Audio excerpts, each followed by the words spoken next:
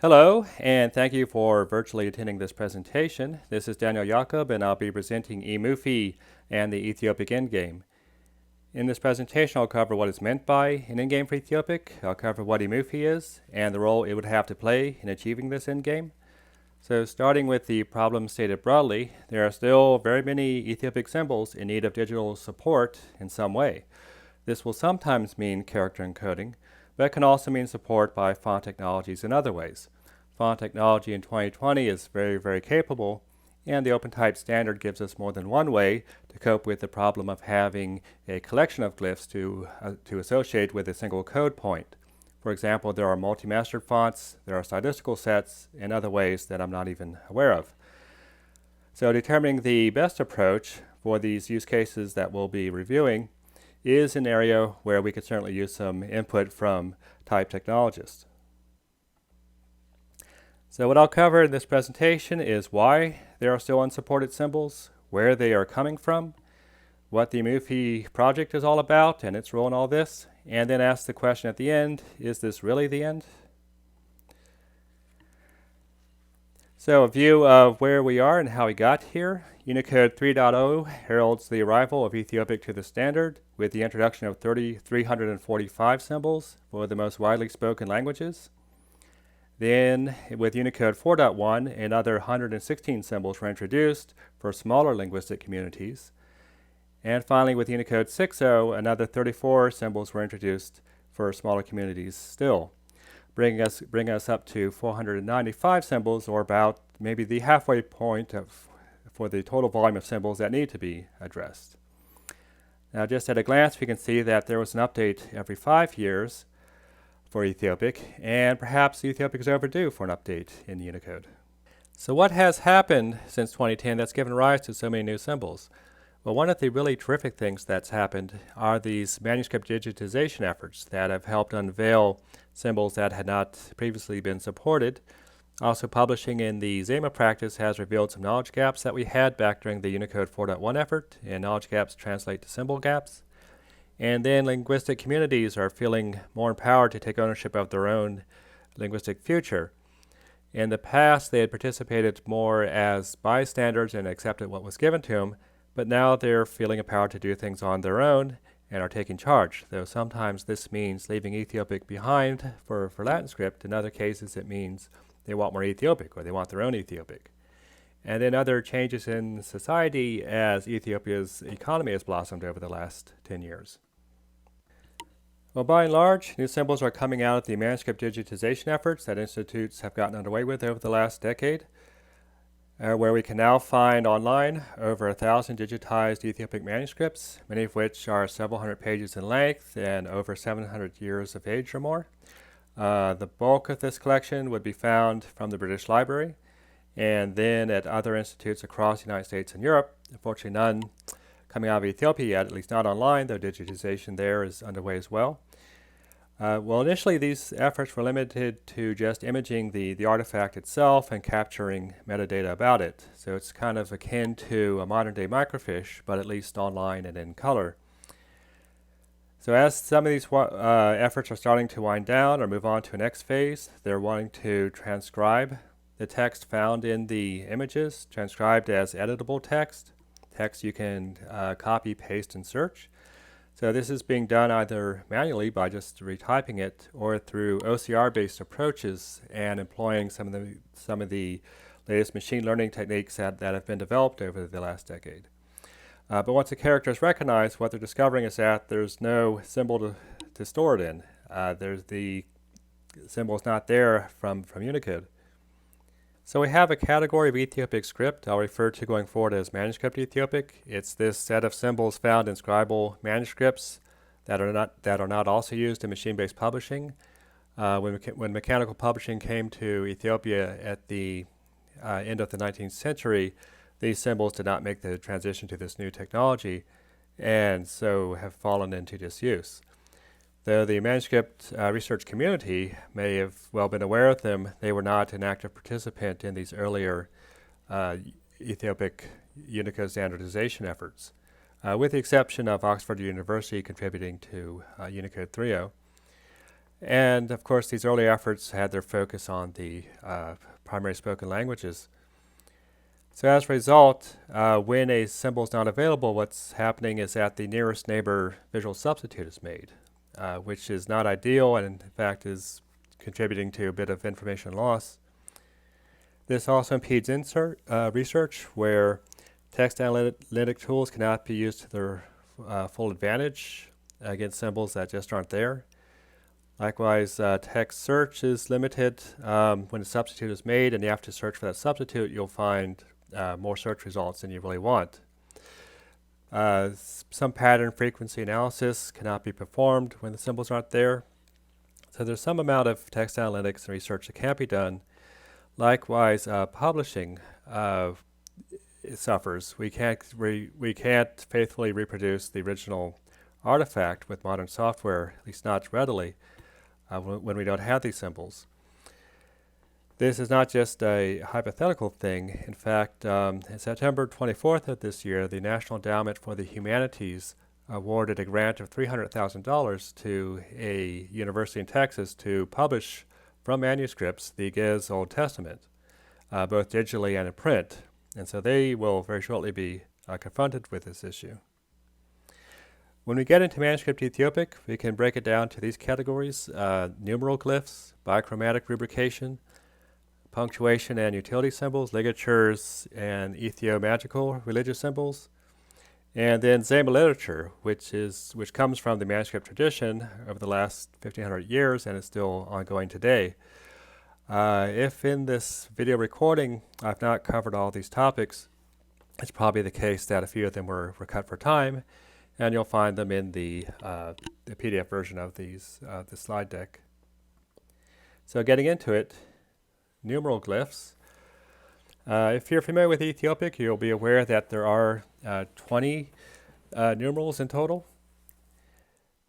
What we find in manuscripts, though, are the decomposed forms of these numerals are very frequent, very common, where the numeral may be missing its lower numeral bar or have no numeral bars altogether, which gives us then, from that set of 20, we now have 60 glyphs to cope with in some way.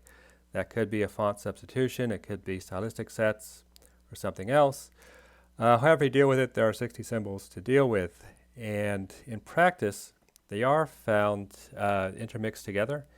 This is a look where we see, from one of my favorite manuscripts at the British Library, the symbols rubricated and with only one numeral bar above.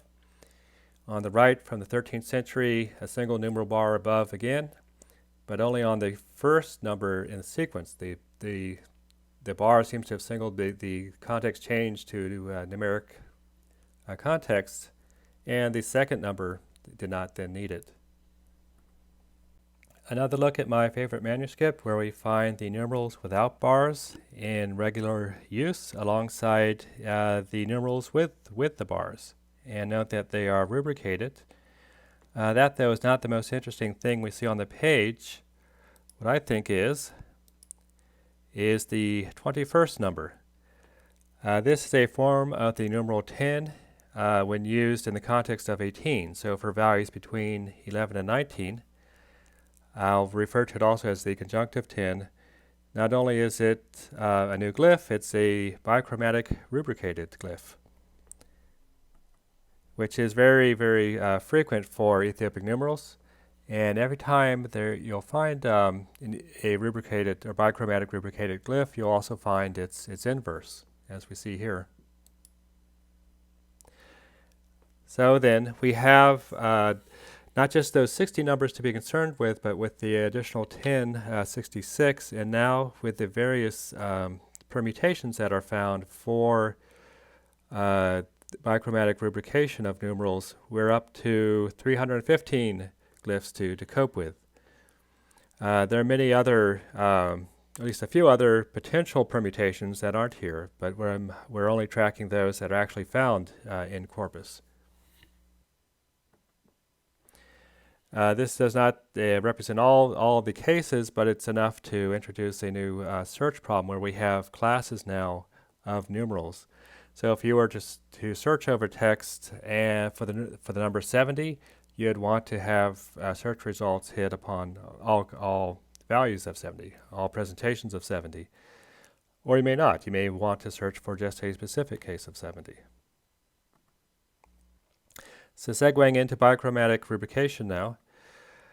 Ethiopic manuscripts are very rich in rubricated text, and this remains a common practice. It's readily done with software because it's just a font color change. But manuscripts are equally rich in biochromatic rubrication of punctuation and numerals, but this is not so easily done. You can't highlight letters and click a button to apply biochromatic rubrication. This is an issue, in fact, that I raised a long time ago in 1999 at my first IUC conference, IUC 15. And the response I got at the time was that it's interesting, but the consortium is not addressing color at this time, is essentially what I was told. And then along came emojis, and Unicode in the 21st century is a lot more colorful than it used to be. So perhaps now is the time to revisit biochromatic rubrication for Ethiopic. By and large, across all corpus, all time periods and regions, the biochromatic rubricated Ethiopic full stop is what you'll find the most. It is the most prevalent, and actually where it is used, it may be the dominant full stop. You may not find the regular full stop. It's still used today with some attempts. They're generally not so successful. It is actually ornamental only. Reading a sentence with or without the rubrication, it'll have the same meaning. There's no new information that the rubrication imparts, no new conclusions you would reach. It does help as you can see, as a visual aid to mark boundaries within a document. And just as with the numerals, for every biochromatic rubricated style, its inverse can eventually be found. Another example with a separate styling on the right side of the Ethiopic full stop in biochromatic rubrication, and it applies to all punctuation you'd find. Even the Ethiopic word space has a number of styles, as we see here. So if you were to survey lots of corpus, you'd find at least this number of styles, and from this we might come up with an estimate of taking the 12 Ethiopic punctuations that are already encoded, multiply it by 3 or so, and have at least 36 glyphs to cope with.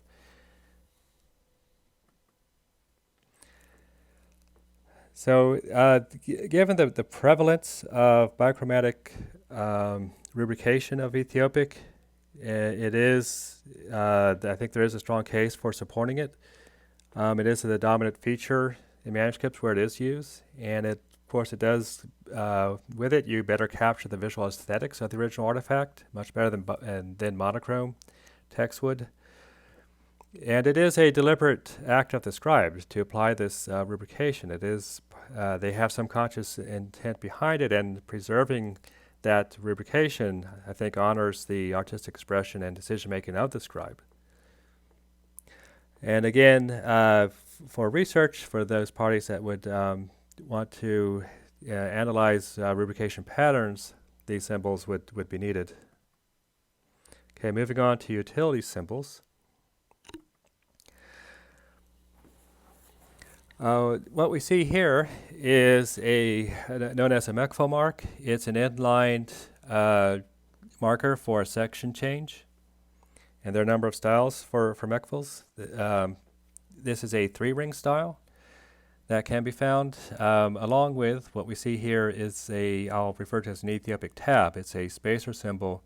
It's usually from 2 to 5 lines that just space out text to indicate also usually a section change, but helps pad out the text against the margins, so justification. Here we have a 2-ring MECFO style, and there's also a no-ring form.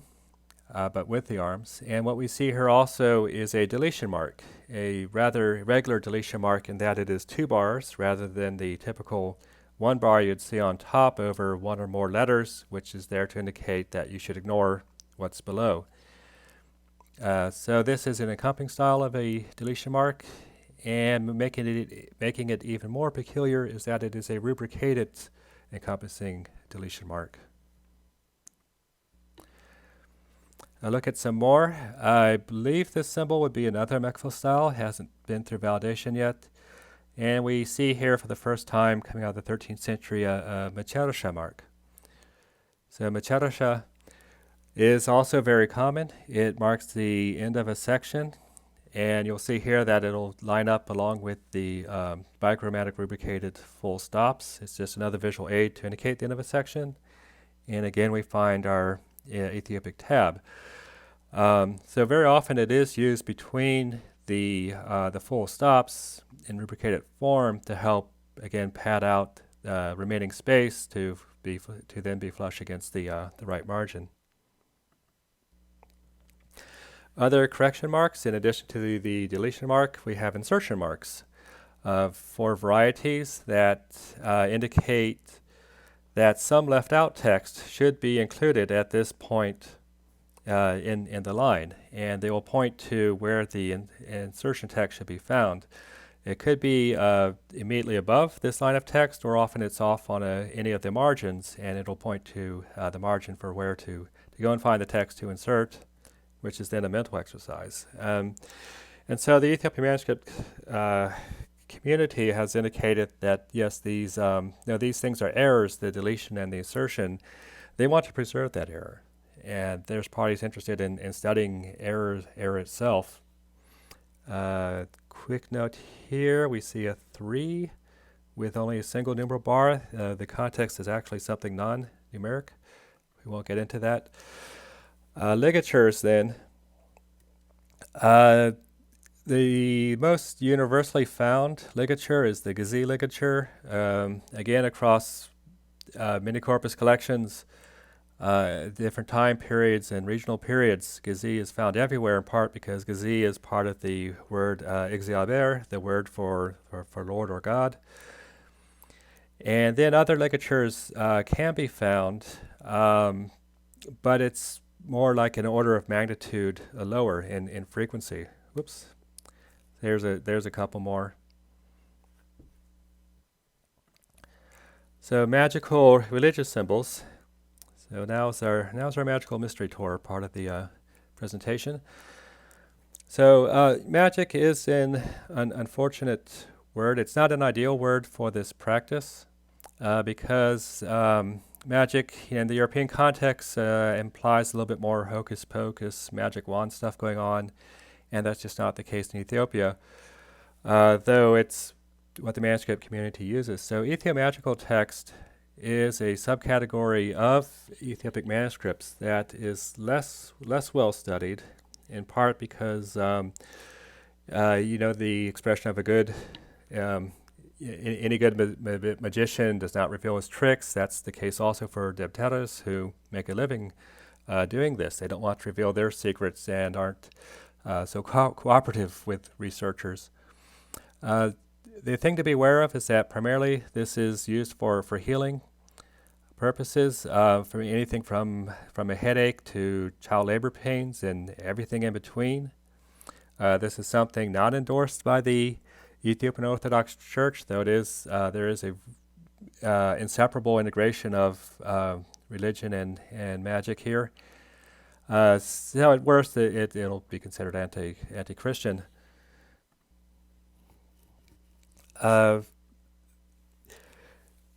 So research of these manuscripts, again, is impeded by the absence of the symbols when you get into transcription by either typed-based approaches or OCR.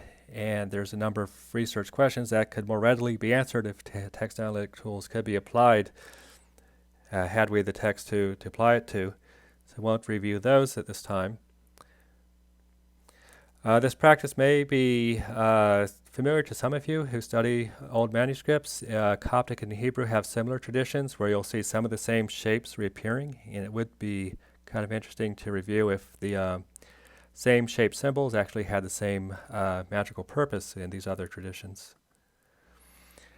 Looking back at our starting manuscript sample, there are 4 regions to a magical script. There are the talisman, which are there as an art symbol that embody a good spirit or maybe bad spirits you want to cast away.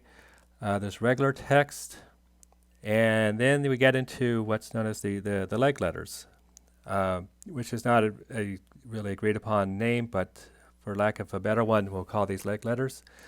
We see them in the lower right corner. And then again, there's another category of these symbols that are derived from letter shapes.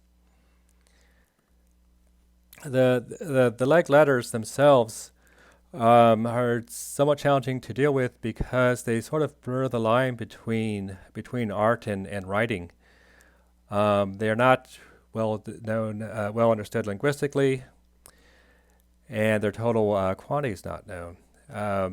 So there is some challenges to working with them, coupled with the secretive nature of it all.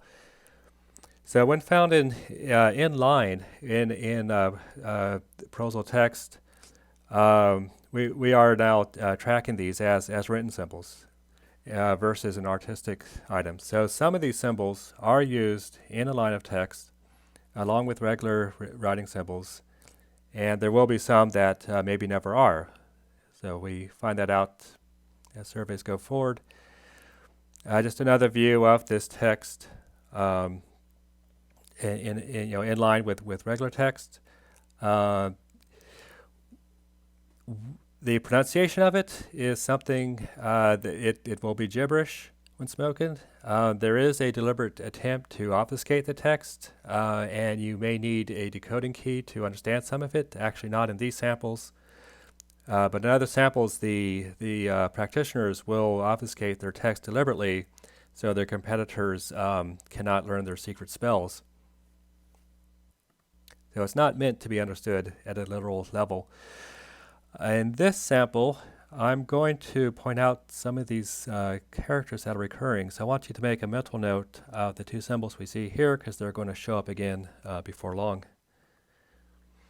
There are attempts to use modern software for the publishing of this practice.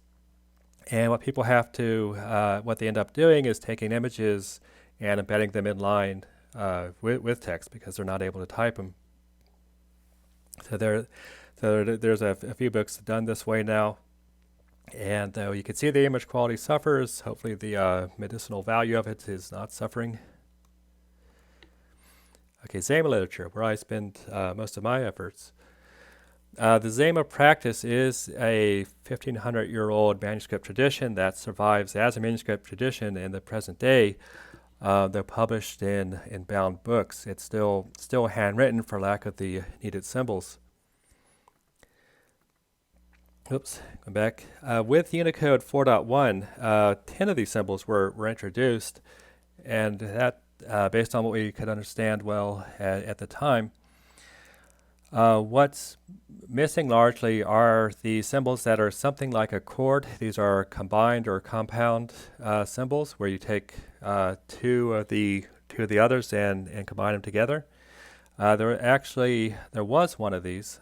That's part of the Unicode 4.1. The very last one we see here, delta heated, is a combination of delta here and heated there.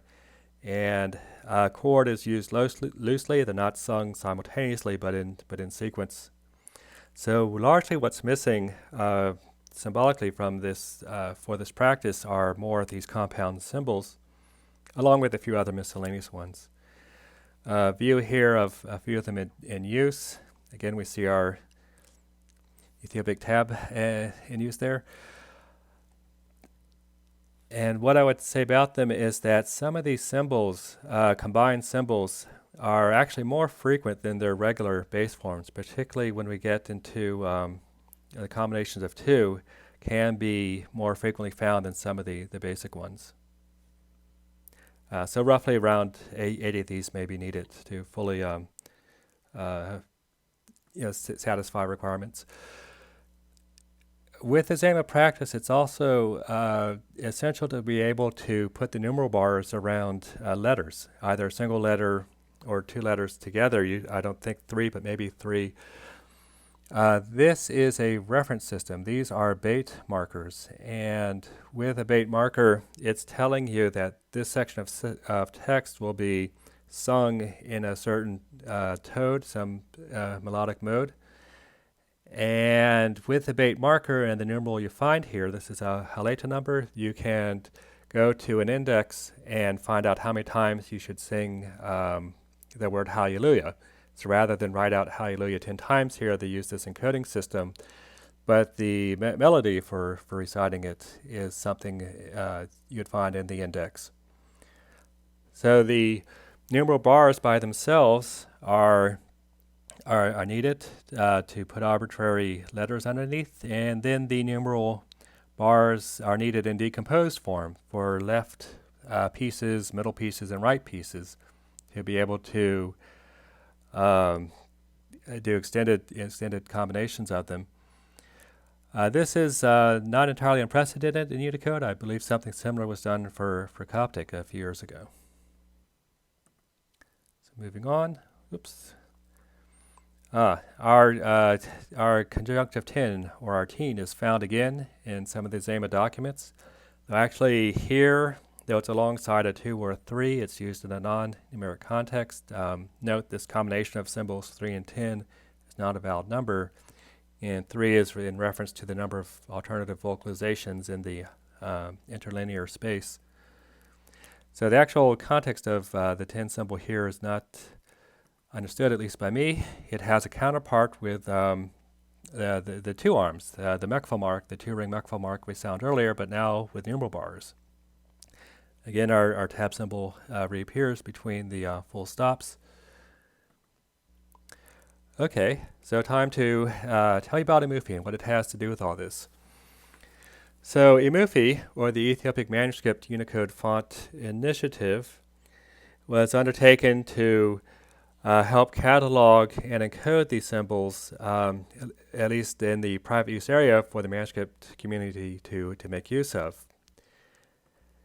EMUFI, in turn, is modeled after the Medieval Unicode Font Initiative, which is, I think, over 10 years old and has the purpose of cataloging the unsupported symbols from Latin script found in the medieval manuscripts of Europe.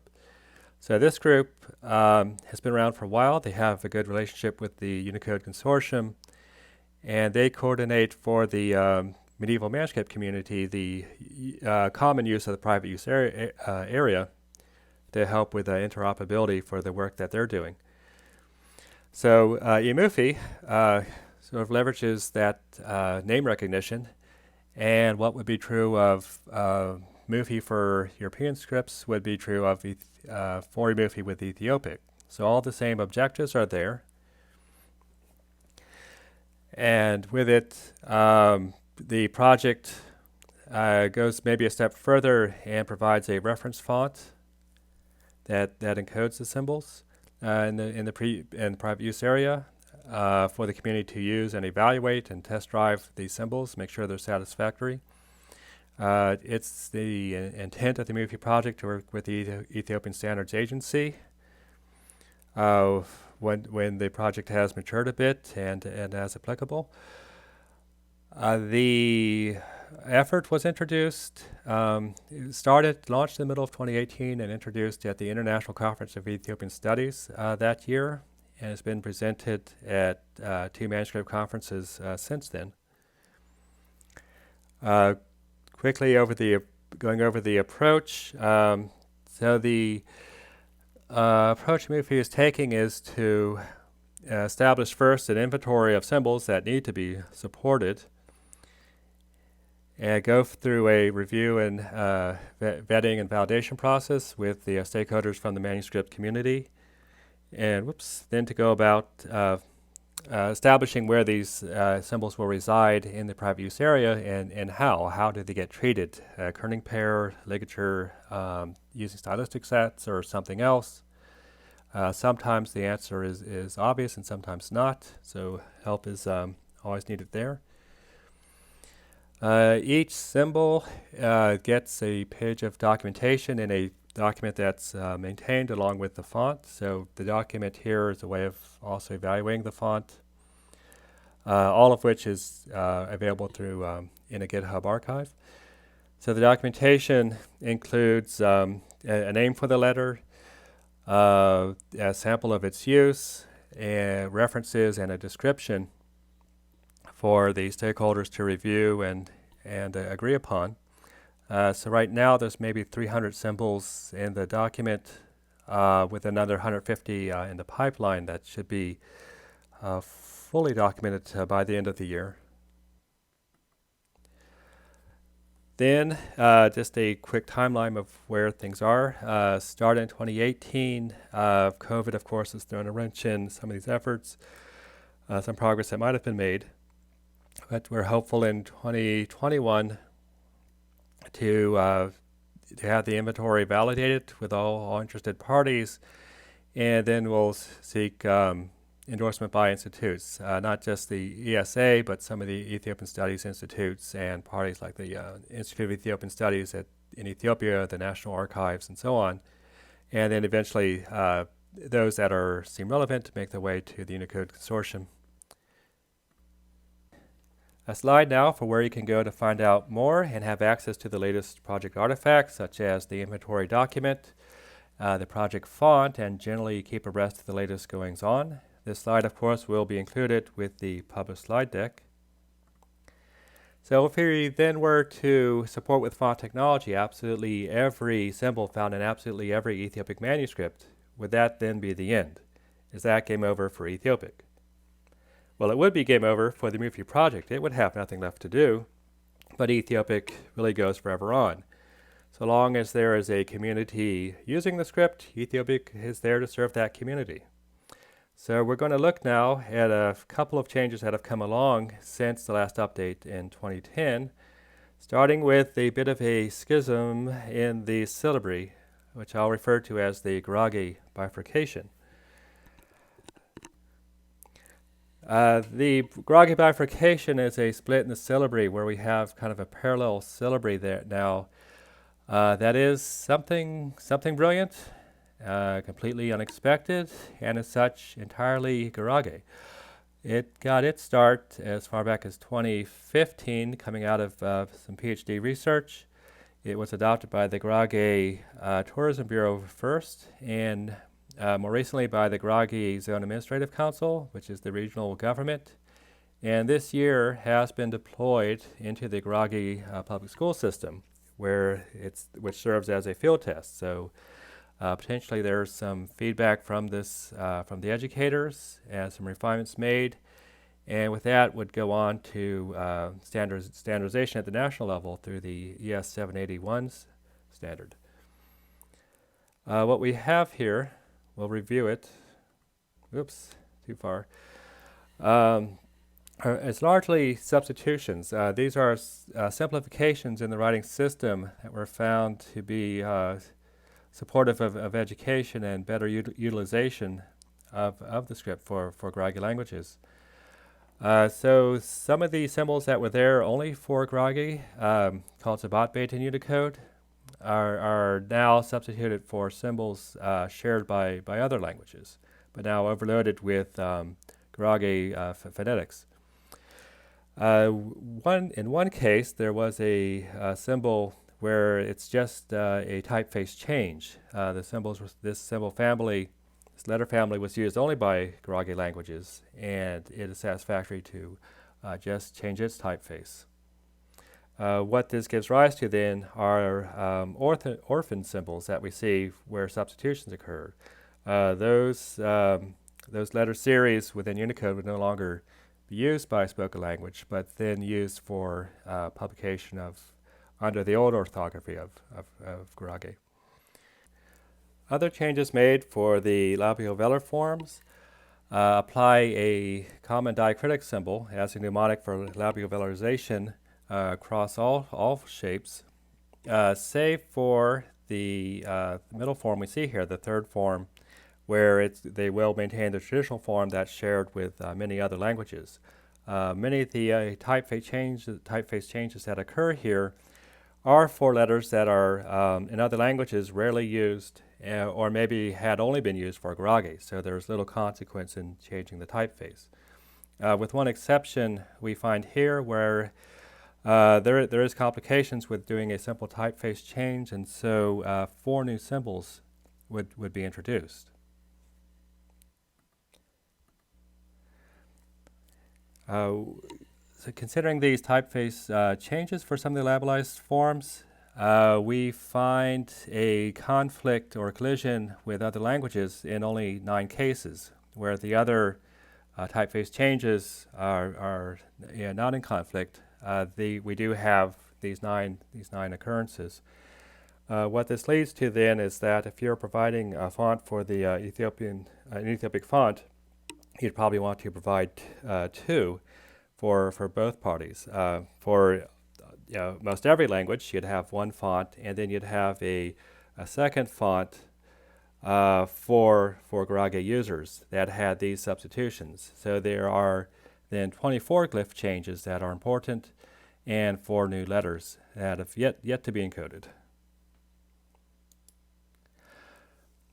Also on the way, this is very recent and surprising. Off and on again, people have kind of dreamed of a currency symbol for the Ethiopian birr. And in a surprise announcement on September 14th of the year, the government told us that they're changing the Ethiopian currency yet again to combat corruption, but they're also going to introduce a currency symbol to be unveiled soon. And we've not yet seen it at the time of this recording. Perhaps we will know what it is at the time of the conference. And this is a topic that comes up every few years. And in fact, there had been a thread on Twitter on September 12th, just 2 days earlier. So it was a nice surprise for us to find out that, yes, there will be a symbol just 2 days later. So over time, as these topics come up on and off again, various people working independently seem to arrive at the same shapes we have here. So we may end up with something like this. We just do not know yet.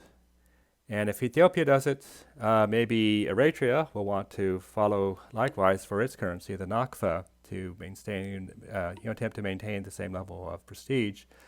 And I'm just guessing at simple glyphs here. So this is all very speculative. Another symbol for currency is this Milliket mark, which is something like a trademark, a registered trademark in Ethiopic. This has been around a good 25 to 30 years, but never used by some companies, but never really endorsed by an authority such as the Chamber of Commerce. But that may be changing in the future, and some font companies are actually providing this symbol. It's available in a number of popular fonts, so we'll see. Maybe this will be another step in the progress of Ethiopic.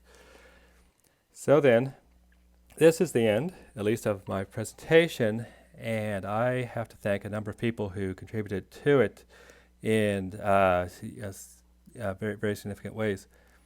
So with that, I guess we'll end the presentation, and I'll be ready for questions and answers. Thank you.